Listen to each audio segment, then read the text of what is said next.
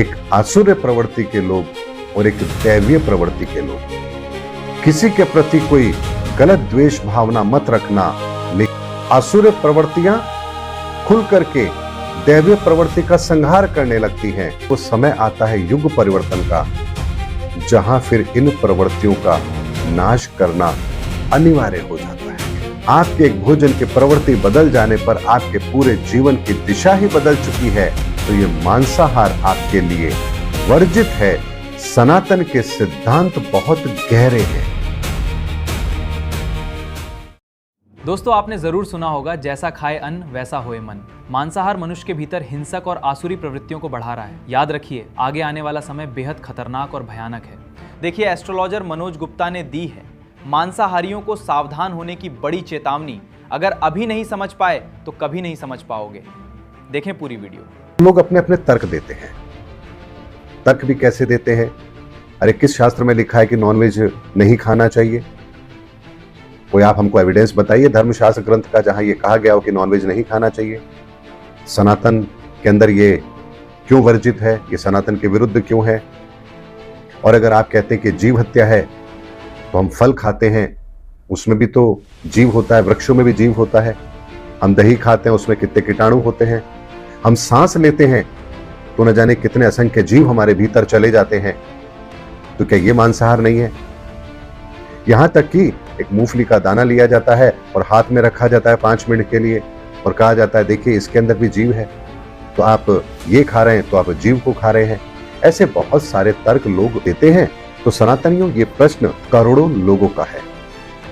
हर उस शाकाहारी व्यक्ति का है जो मांस का सेवन नहीं करता है और कहीं ना कहीं मांस को वो गलत मानता है, उसे वर्जित मानता है, जीव हत्या को भी पाप मानता है। लेकिन जब वो दृष्टिकोण देखते हैं कि धर्मों के अंदर तो बलि के नाम पर भी जानवरों की बलि दी जाती है, फिर उसके मांस का भक्षण किया जाता है, और ये इस्लाम को मानने वाले लोग भी करते हैं, तो हिंदू धर्म को मानने वाले लोग भी करते हैं। कई मंदिरों में जानवरों की बलि दी जाती है। तो आखिर सच क्या है और गलत क्या है? सनातनी इस बात का उत्तर मैं किसी तर्क के आधार पर नहीं दूंगा, लेकिन सनातन के आधार पर मैं इसका उत्तर आपको जरूर दूंगा, जो प्रमाणित है और ऑथेंटिक तरीके से आप जिसको जस्टिफाई कर सकते हैं। सनातनियों, हमारा शरीर, हमारे शरीर की रचना एक विशेष प्रकार से बनाई गई है और जानवरों के शरीर की रचना एक अलग तरीके से है। हमारा डाइजेस्टिव सिस्टम अलग तरीके से काम करता है और जीवों का अलग तरीके से काम करता है। ऐसे में हर जीव, हर प्राणी, यहां तक कि मनुष्य भी अपने उस सिस्टम के अकॉर्डिंग यदि अपने भोजन का चयन कर रहा है तो ये उसके लिए सहायक है। लेकिन यदि मान लीजिए हम अपने भोजन की प्रवृत्ति को बदल दें तो क्या होगा? सनातनी एक बात को समझिए कि हम पंच तत्व से मिलकर बने हैं और बाकी के जीव 1 तत्व, 2 तत्व, 3 तत्व या 4 तत्वों से मिलकर बने हैं। तो जब तक 4 तत्वों से मिलकर जीवों की रचना है, वहां प्रकृति का कोई भी नियम नहीं टूटेगा। लेकिन जैसे ही 5वां तत्व आकाश तत्व शामिल हो जाता है, हमारा सीधा सीधा संबंध ब्रह्मांडीय ऊर्जाओं से बनता है, जहां हमारे पास में बहुत कुछ करने की क्षमता भी है और बहुत कुछ जानने की क्षमता भी है। लेकिन जब तक हम उस ब्रह्मांडीय ऊर्जा से कनेक्ट नहीं होते हैं, हम इस रहस्य को नहीं जान पाते हैं। ऐसे में ब्रह्मांडीय ऊर्जा से कनेक्ट होने से पहले हम मनुष्य 4 तत्व के जो जीव हैं उसी तरह से व्यवहार करने के लिए बाध्य हैं। हमारे भीतर भी काम, क्रोध, मोह, लोभ, अहंकार उसी तरह से काम करेंगे। हम उन विकारों में घिरे रहेंगे। लेकिन चूंकि हमारे भीतर 5वें तत्व की प्रधानता है, इसलिए हम अपनी आदतों में कुछ परिवर्तन कर सकते हैं। जैसे शेर भूखा मर जाएगा लेकिन दाल नहीं खाएगा, दूध नहीं पिएगा। गाय मांस का भक्षण नहीं करेगी, शिकार नहीं करेगी। शेर घास नहीं खाएगा, घोड़ा मांस नहीं खाएगा। यानी हर प्रवृत्ति का जीव अपने अनुसार ही भोजन ग्रहण करता है। लेकिन जो मांसाहारी जीव हैं, उनके भीतर भी कुछ परिवर्तन आपको देखने को मिलेंगे। प्रकृति ने उनको इस तरह से तैयार किया है ताकि वो अपना भोजन इस प्रकृति से ले सके। और ऐसा करने के लिए उनके भीतर भी ऐसा मैकेनिज्म है ताकि वो शिकार की प्रवृत्ति उनके अंदर हो, यानी हिंसक प्रवृत्ति, जीव को मारकर खाने की प्रवृत्ति। लेकिन जो शाकाहारी जीव हैं, ना तो उनके पांव इस तरह के हैं कि वो किसी को फाड़ सके, और ना ही उनके दांत इस तरह के हैं वो मांस को फाड़ सके, लेकिन उनका जबड़ा हम इंसानों की तरह है जो चबा सकता है। ऐसे में आप देखते हैं कि जो जानवर पानी पीते हैं और मांसाहारी हैं, वो जीभ से पानी को उठाकर पीते हैं, और जो शाकाहारी जीव हैं वो जब पानी पीते हैं तो हम जैसे सिप करके पानी पीते हैं, मुंह लगाकर पानी पीते हैं, खींच करके पानी पीते हैं, वो वैसे ही पानी पिएंगे। कभी आप गाय को पानी पीते हुए देखिए और कभी कुत्ते को पानी पीते हुए देखिए, आपको अंतर स्पष्ट दिखाई देगा। तो उन जीवों के शरीर की रचना भी इसी आधार पर की गई है ताकि वो अपने भोजन की उपलब्धता को सहजता से प्राप्त कर सके। और गाय को चूंकि वो भोजन करती है, शाकाहारी है, तो उसके शरीर की रचना उसी आधार पर है। तो शाकाहारी जीव और मांसाहारी जीव, उनकी प्रवृत्तियां अलग होती है। लेकिन जब हम बात करते हैं मनुष्य की, तो मनुष्य के अंदर, मनुष्य की संरचना के अंदर, उसके डाइजेस्टिव सिस्टम के अंदर हम प्रकृति से प्रोटीन लेने के लिए बने हैं, आयरन लेने के लिए बने हैं, कैल्शियम लेने के लिए बने हैं। आयरन तो लोहे में होता है, तो क्या हम लोहे का टुकड़ा खा लें? ऐसा नहीं हो सकता। कैल्शियम चूने में होता है, तो क्या हम सीधा चूना खा लें? ऐसा भी नहीं हो सकता।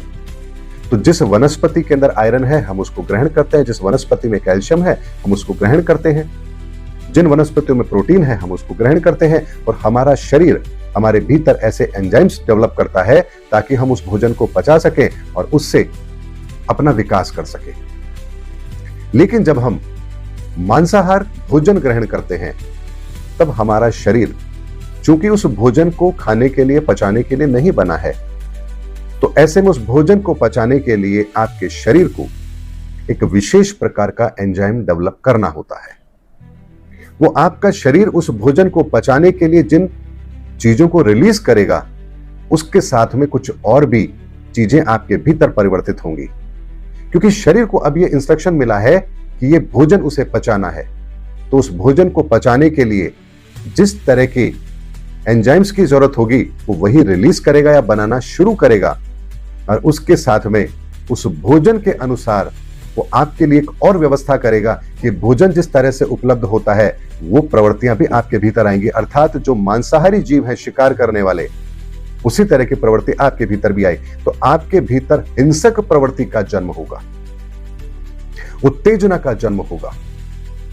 और ये दोनों प्रवृत्तियां, चूंकि हम इंसान उस पांचवें तत्व, ईश्वरीय तत्व को प्राप्त करने के लिए बने हैं, उस आकाश तत्व के साथ संबंध स्थापित करने के लिए बने हैं, ताकि वो ईश्वर का वो ज्ञान हमें मिल सके, वो इल्म हमें नाजिर हो सके, और इसी के लिए हमें शाकाहारी बनाया गया।